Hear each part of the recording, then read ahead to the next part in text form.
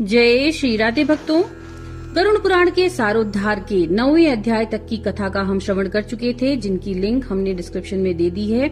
आप वहां पर जाकर के देख सकते हैं। आज हम आपके लिए यहाँ पर लेकर आए हैं 10वां अध्याय, जो है मृत्यु के अनंतर के कृत्य, शव आदि नाम वाले 6 पिंडदानों का फल, दाह संस्कार की विधि, पंचक में दाह का निषेध, दाह के अनंतर किए जाने वाले कृत्य, शिशु आदि की अंत्येष्टि का विधान। तो चलिए शुरू करते हैं। गरुड़ जी बोले, हे विभो, अब आप पुण्यात्मा पुरुषों के शरीर के दाह संस्कार का विधान बतलाइए, और यदि पत्नी सती हो तो उसकी महिमा का भी वर्णन कीजिए। श्री भगवान ने कहा, हे ताक्ष, जिन और दैहिक कृत्यों को करने से पुत्र और पौत्र पितृऋण से मुक्त हो जाते हैं, उसे बताता हूँ, सुनो। बहुत से दान देने से क्या लाभ? माता पिता की अंत्येष्टि क्रिया भली भांति करें, उससे पुत्र को अग्निष्टोम यज्ञ के समान फल प्राप्त हो जाता है। माता पिता की मृत्यु होने पर पुत्र को शोक का परित्याग करके सभी पापों से मुक्ति प्राप्त करने के लिए समस्त बांधवों के साथ मुंडन कराना चाहिए। माता पिता के मरने पर जिसने मुंडन नहीं कराया, वह संसार सागर को तारने वाला पुत्र कैसे समझा जाएगा? अतः नख और कांख को छोड़कर मुंडन कराना आवश्यक है। इसके बाद समस्त बांधवों के सहित स्नान करके धौत वस्त्र धारण करें, तब तुरंत जल ले आकर उस जल से शव को स्नान करावें और चंदन अथवा गंगा जी की मिट्टी से लेप कर तथा मालाओं से उसे विभूषित करें। उसके बाद नवीन वस्त्र से ढककर अपसव्य होकर नाम गोत्र का उच्चारण करके संकल्प पूर्वक दक्षिणा सहित पिंडदान देना चाहिए। मृत्यु के स्थान पर शव नामक पिंड को मृत व्यक्ति के नाम गोत्र से प्रदान करें। ऐसा करने से भूमि और भूमि के अधिष्ठात्र देवता प्रसन्न होते हैं। इसके पश्चात द्वार देश पर पांथ नामक पिंड मृत का नाम गोत्रादि का उच्चारण करके प्रदान करें। ऐसा करने से भूतादि कोटि में दुर्गति ग्रस्त प्रेत मृत प्राणी की सदगति में विघ्न बाधा नहीं कर सकते। इसके बाद पुत्र वधु आदि शव की प्रदक्षिणा करें, उनकी पूजा करें। तब अन्य बांधवों के साथ पुत्र को शव यात्रा के निमित्त कंधा देना चाहिए। अपने पिता को कंधे पर धारण करके जो पुत्र शमशान को जाता है, वह पग पग पर अश्वमेध का फल प्राप्त करता है। पिता अपने कंधे अथवा पीठ पर बैठाकर पुत्र का सदैव लालन पालन करते हैं। उस ऋण से पुत्र तभी मुक्त होता है जब वह अपने मृत पिता को अपने कंधे पर ढोता है। इसके बाद आधे मार्ग में पहुंचकर भूमि का मार्जन और प्रोक्षण करके शव को विश्राम कराया जाता है और उसे स्नान करा के भूत संज्ञक पितर को गोत्र नामादि के द्वारा भूत नामक पिंड प्रदान करें। इस पिंडदान से अन्य दिशाओं में स्थित पिशाच, राक्षस, यक्ष आदि उस हवन करने योग्य देह की हवनीयता में अयोग्यता नहीं उत्पन्न कर सकते। उसके बाद शमशान में ले जाकर उत्तराभिमुख स्थापित करें। वहां देह के दाह के लिए यथाविधि भूमि का संशोधन करें। भूमि का सम्मार्जन और लेपन करके उल्लेखन करें, यानी दर्भमूल की 3 रेखाएं खींचें और उल्लेखन क्रमानुसार ही उन रेखाओं से उभरी हुई मिट्टी को उठाकर ईशान दिशा में फेंककर उस वेदिका को जल से प्रोक्षित करके उसमें विधि विधान पूर्वक अग्नि स्थापन करें।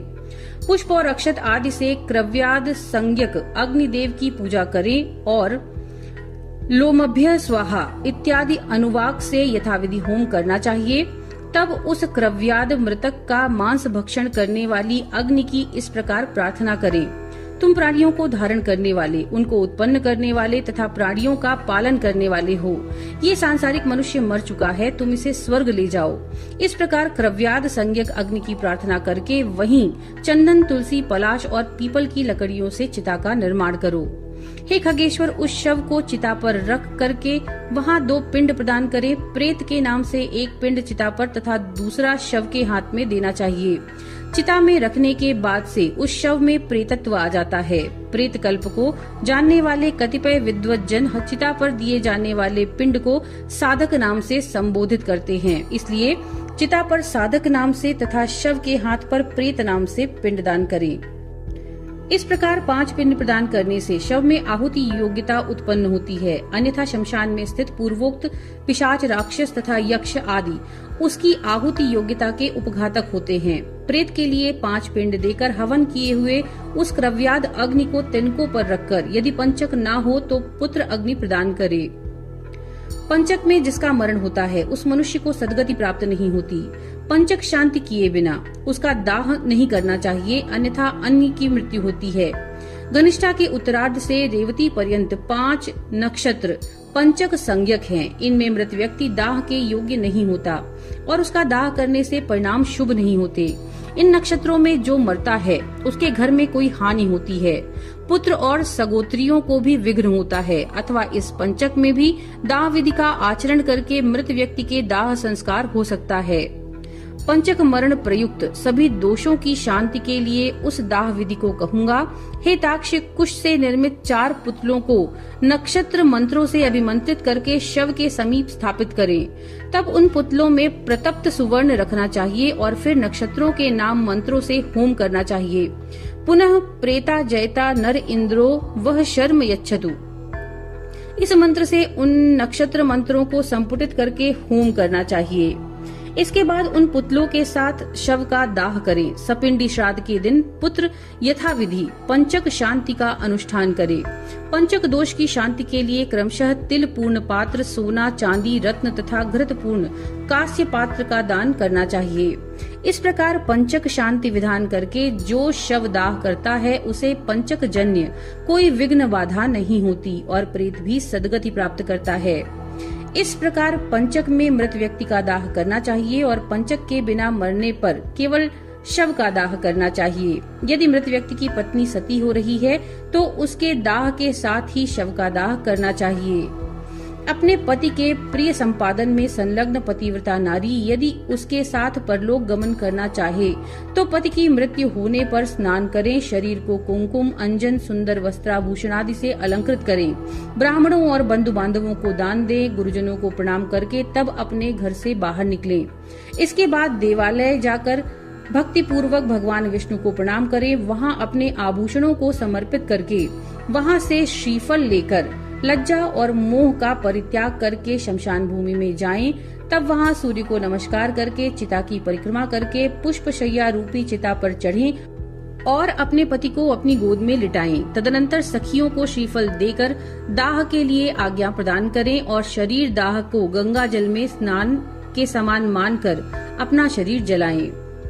गर्भिणी स्त्री को अपने पति के साथ अपना दाह नहीं करना चाहिए। प्रसव करके और उत्पन्न बालक का पोषण करने के अनंतर उसे सती होना चाहिए। यदि स्त्री अपने मृत पति के शरीर को लेकर अपने शरीर का दाह करती है तो अग्नि उसके शरीर मात्र को जलाते हैं, उसकी आत्मा को कोई पीड़ा नहीं होती। धोके जाते हुए स्वर्णादि धातुओं का मल जैसे अग्नि में जल जाता है, उसी प्रकार पति के साथ जलने वाली नारी अमृत के समान अग्नि में अपने पापों को जला देती है। जिस प्रकार सत्यपरायण धर्मात्मा पुरुष शपथ के समय तपे हुए लोह पिंड आदि को लेने पर भी नहीं जलता, उसी प्रकार चिता पर पति के शरीर के साथ संयुक्त वह नारी भी कभी नहीं जलती, अर्थात उसे दाह प्रयुक्त कष्ट नहीं होता। प्रत्युत उसकी अंतरात्मा मृत व्यक्ति की अंतरात्मा के साथ एकत्व प्राप्त कर लेती है। पति की मृत्यु होने पर जब तक स्त्री उसके शरीर के साथ अपने शरीर को जला नहीं लेती तब तक वह किसी प्रकार भी स्त्री शरीर प्राप्त करने से मुक्त नहीं होती। इसलिए सर्व प्रयत्न पूर्वक मन, वाणी और कर्म से जीवितावस्था में अपने पति की सदा सेवा करनी चाहिए और मरने पर भी उनका अनुगमन करना चाहिए। पति के मरने पर जो स्त्री अग्नि में आरोहण करती है वह महर्षि वशिष्ठ की पत्नी अरुंधति के समान होकर स्वर्गलोक में सम्मानित होती है। वहां तक पति परायण नारी अप्सरागणों के द्वारा स्तूयमान होकर 14 इंद्रों के राज्य काल पर्यंत अर्थात 1 कल्प तक अपने पति के साथ स्वर्गलोक में रमण करती है। जो सती अपनी भर्ता का अनुगमन करती है वह अपने मातृकुल, पितृकुल और पतिकुल इन तीनों कुलों को पवित्र कर देती है। मनुष्य के शरीर में 3.5 करोड़ रोमकूप हैं। उतने काल तक वह नारी अपने पति के साथ स्वर्ग में आनंद करती है। वह सूर्य के समान प्रकाशमान विमान में अपने पति के साथ क्रीड़ा करती है और जब तक सूर्य और चंद्र की स्थिति रहती है तब तक पतिलोक में निवास करती है। इस प्रकार दीर्घ आयु प्राप्त करके पवित्र कुल में पैदा होकर पति रूप में वह पतिव्रता नारी उसी जन्मांतरीय पति को पुनः प्राप्त करती है। जो स्त्री क्षण मात्र के लिए होने वाले दाह दुख के कारण इस प्रकार के सुखों को छोड़ देती है वह मूर्खा जन्म पर्यंत विरहाग्नि से जलती रहती है। इसलिए पति को शिव स्वरूप जानकर उसके साथ अपने शरीर को जला देना चाहिए। हे ताक्ष, यदि पत्नी सती नहीं होती तो केवल पति के शव का ही दाह करना चाहिए। शव के आधे या पूरे जल जाने पर उसके मस्तक को फोड़ना चाहिए। गृहस्थों के मस्तक को काष्ठ से और यतियों के मस्तक को श्रीफल से फोड़ देना चाहिए। पितृलोक की प्राप्ति के लिए उसके ब्रह्मरंध्र का भेदन करके उसका पुत्र निम्न मंत्र से अग्नि में घी की आहुति दे। हे अग्निदेव, तुम भगवान वासुदेव के द्वारा उत्पन्न किए गए हो। पुनः तुम्हारे द्वारा इसकी तेजोमय दिव्य शरीर की उत्पत्ति हो। स्वर्गलोक में गमन करने के लिए इसका स्थूल शरीर जलकर तुम्हारा हवि हो। एतदर्थ तुम प्रज्वलित हो। इस प्रकार मंत्र सहित तिल मिश्रित घी की आहुति देकर जोर से रोना चाहिए। इससे मृत प्राणी सुख प्राप्त करता है। दाह के अनंतर स्त्रियों को स्नान करना चाहिए।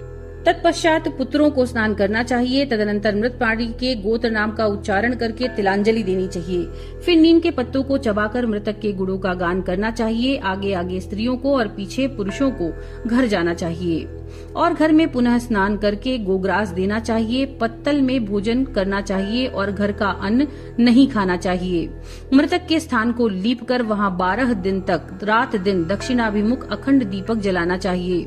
हे ताक्ष, शवदाह के दिन से 3 दिन तक सूर्यास्त होने पर शमशान भूमि में अथवा चौराहे पे मिट्टी के पात्र में दूध और जल रखना चाहिए। काठ की 3 लकड़ियों को दृढ़ता पूर्वक सूत से बांधकर अर्थात तिगोड़िया बनाकर उस पर दूध और जल से भरे हुए कच्चे मिट्टी के पात्र यानी घड़ा आदि को रखकर यह मंत्र पढ़ें। हे प्रेत, तुम शमशान की आग से जले हुए हो, बांधवों से परित्यक्त हो। ये जल और ये दूध तुम्हारे लिए है। इसमें स्नान करो, इसे पियो। सग्निक यानी जिन्होंने अज्ञा ध्यान किया हो वो चौथे दिन अस्थि संचय करना चाहिए और निषिद्ध वार तिथि का विचार करके निरग्निक को तीसरे अथवा दूसरे दिन अस्थि संचय करना चाहिए। अस्थि संचय के लिए शमशान भूमि में जाके स्नान करके पवित्र हो जाएं। ऊन का सूत्र लपेटकर और पवित्री धारण करके शमशान वासियों भूतादि के लिए पुत्र को यमाय त्वा इस मंत्र से माश यानी उड़द की बलि देनी चाहिए और 3 बार परिक्रमा करनी चाहिए। हे खगेश्वर, इसके बाद चिता स्थान को दूध से सींचकर जल से सींचें। तदनंतर अस्थि संचय करें और उन अस्थियों को पलाश के पत्ते पर रखकर दूध और जल से धोएं और पुनः मिट्टी के पात्र पर रखकर यथाविधि श्राद्ध पिंडदान करें। त्रिकोण स्तंडिल बनाकर उसे गोबर से लीपें। दक्षिणाभिमुख होकर स्तंडिल के तीनों कोनों पर 3 पिंडदान करें। चिता भस्म को एकत्र करके उसके ऊपर तिपाई यानी तिगोड़िया रखकर उस पर खुले मुख वाला जल पूर्ण घट स्थापित करें। इसके बाद चावल पकाकर उसमें दही तथा घी और मिष्ठान मिलाकर जल के सहित प्रेत को यथाविधि बलि प्रदान करें। हे खग, फिर उत्तर दिशा में 15 कदम जाएं और वहां गड्ढा बनाकर उस अस्थि पात्र को स्थापित करें। उसके ऊपर दाह जनित पीड़ा नष्ट करने वाला पिंड प्रदान करें और गड्ढे से उस अस्थि पात्र को निकालकर उसे लेकर जलाशय को जाएं। वहां दूध और जल से उन अस्थियों को बार बार प्रक्षालित करके चंदन और कुमकुम से विशेष रूप से चर्चित अर्थात लेपित करें। फिर उन्हें एक दोने में रखकर हृदय और मस्तक में लगाकर उनकी परिक्रमा करें और उन्हें नमस्कार करके गंगा जी में विसर्जित करें। जिस मृत प्राणी की अस्थि 10 दिन के अंतर्गत गंगा जी में विसर्जित हो जाती है उसका ब्रह्मलोक से कभी भी पुनरागमन नहीं होता। गंगा जल में मनुष्य की अस्थि जब तक रहती है उतने 1000 वर्षों तक वह स्वर्गलोक में विराजमान रहता है। गंगा जल की लहरों को छूकर हवा जब मृतक का स्पर्श करती है तब उस मृतक के पातक तत्क्षण ही नष्ट हो जाते हैं। महाराज भगीरथ उग्र तप से गंगा जी की आराधना करके अपने पूर्वजों का उद्धार करने के लिए देवी गंगा को ब्रह्मलोक से भूलोक ले आए। जिनके जल ने भस्मीभूत राजा सगर के पुत्रों को स्वर्ग में पहुंचा दिया, उन गंगा जी का पवित्र यश तीनों लोकों में विख्यात है। जो मनुष्य अपनी पूर्वावस्था में पाप करके मर जाते हैं उनकी अस्थियों को गंगा जी में छोड़ने पर वे स्वर्गलोक चले जाते हैं। किसी महाअरण्य में सभी प्राणियों की हत्या करने वाला कोई व्याध सिंह के द्वारा मारा गया और जब वह नरक को जाने लगा तभी उसकी अस्थि गंगा जी में गिर पड़ी, जिससे वह दिव्य विमान पर चढ़कर देवलोक को चला गया। इसलिए सतपुत्र को स्वतः ही अपने पिता की अस्थियों को गंगा जी में विसर्जित करना चाहिए। अस्थि संचयन के अनंतर 10 गात्र विधि का अनुष्ठान करना चाहिए। यदि कोई व्यक्ति विदेश में या वन में अथवा चोरों के भय से मरा हो तो उसका शव प्राप्त न हुआ हो तो जिस दिन उसके निधन का समाचार सुने उस दिन कुश का पुत्तल बनाकर पूर्व विधि के अनुसार केवल उसी का दाह करे और उसकी भस्म को लेकर गंगा जल में विसर्जित कर दे। दशगात्रादि कर्म भी उसी दिन से आरंभ करना चाहिए और सांवत्सरिक श्राद्ध में भी उसी सूचना प्राप्त होने वाले दिन को ग्रहण करना चाहिए।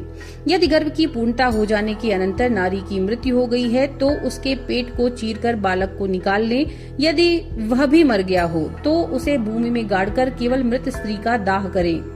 गंगा के किनारे मरे हुए बालक को गंगा जी में प्रवाहित कर दें और अन्य स्थान पर मरे 27 महीने तक के बालक को भूमि में गाड़ दें।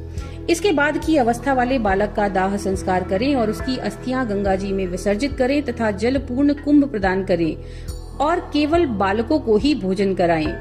गर्भ के नष्ट होने पर गर्भस्थ शिशु के उद्देश्य से उसकी कोई क्रिया नहीं की जाती। यदि शिशु दांत निकलने के पूर्व की अवस्था वाले बच्चे के मरने पर उसके लिए दुग्ध दान करना चाहिए। बालक चूड़ाकरण से पूर्व या 3 वर्ष की अवस्था वाले के मरने पर उसके लिए जलपूर्ण घट का दान करना चाहिए और खीर का भोजन कराना चाहिए। कुमार के मरने पर कुमार बालकों को भोजन कराना चाहिए और उपनीत पौगंड अवस्था के बच्चे के मरने पर उसी अवस्था के बालकों के साथ ब्राह्मणों को भोजन कराएं। 5 वर्ष की अवस्था से अधिक अवस्था वाले बालक की मृत्यु होने पर चाहे वह उपनीत यानी यज्ञोपवीत संस्कार संपन्न हो या अनुपनीत यानी जिसका यज्ञोपवीत न हुआ हो, पायस और गुड़ के 10 पिंड क्रमशः प्रदान करने चाहिए। पौगंड अवस्था के बालक की मृत्यु होने पर वृषोत्सर्ग तथा महादान की विधि को छोड़कर एकादशाह और द्वादशाह की क्रिया को संपादित करना चाहिए। पिता के जीवित रहने पर पौगंडावस्था में मृत बालक का सपिंडन श्राद्ध नहीं होता, इसलिए 12वें दिन उसका केवल एकोदिष्ट श्राद्ध करें। स्त्री और शूद्रों के लिए विवाह ही व्रतबंध स्थानीय संस्कार कहा गया है। व्रत अर्थात उपनयन के पूर्व मरने वाले सभी वर्णों के मृतकों के लिए उनकी अवस्था के अनुकूल समान क्रिया होनी चाहिए। जिसने थोड़ा कर्म किया हो, थोड़े विषयों से जिसका संबंध रहा हो, कम अवस्था हो, स्वल्प देह वाला हो, ऐसे जीव के मरने पर उसकी क्रिया भी स्वल्प ही होनी चाहिए। किशोर अवस्था के और तरुण अवस्था के मनुष्य के मरने पर शय्यादान, वृषोत्सर्गादि, पददान, महादान और गोदान आदि क्रियाएं करनी चाहिए। सभी प्रकार के सन्यासियों की मृत्यु होने पर उनके पुत्रों आदि के द्वारा न तो उनका दाह संस्कार किया जाना चाहिए और न ही उन्हें तिलांजलि देनी चाहिए और न ही उनकी दशगात्रादि क्रिया ही करनी चाहिए, क्योंकि दंड ग्रहण अर्थात संन्यास ग्रहण कर लेने मात्र से नर ही नारायण स्वरूप हो जाता है। त्रिदंड ग्रहण करने से मृत्यु के अनंतर उस जीव को प्रेतत्व प्राप्त नहीं हो सकता। ज्ञानी जन तो अपने स्वरूप का अनुभव कर लेने के कारण सदा मुक्त ही होते हैं, इसलिए उनके उद्देश्य से दिए जाने वाले पिंडों की भी उन्हें आकांक्षा नहीं होती। इसलिए उनके लिए पिंडदान और उदक क्रिया नहीं करनी चाहिए, किंतु पितृभक्ति के कारण तीर्थ श्राद्ध और गया श्राद्ध करने चाहिए। हे ताक्ष्य, हंस, परमहंस, कुटीचक और बहुदक, इन चारों प्रकार के सन्यासियों की मृत्यु होने पर उन्हें पृथ्वी में गाड़ देना चाहिए। गंगा आदि नदियों के उपलब्ध न रहने पर ही पृथ्वी में गाड़ने की विधि है। यदि वहाँ कोई महानदी हो तो उन्हीं में उन्हें जल समाधि देनी चाहिए। इस प्रकार गरुड़ पुराण के अंतर्गत सारोद्धार में दाह स्थिति संचय कर्म निरूपण नामक 10वां अध्याय पूर्ण हुआ। नमो नारायण।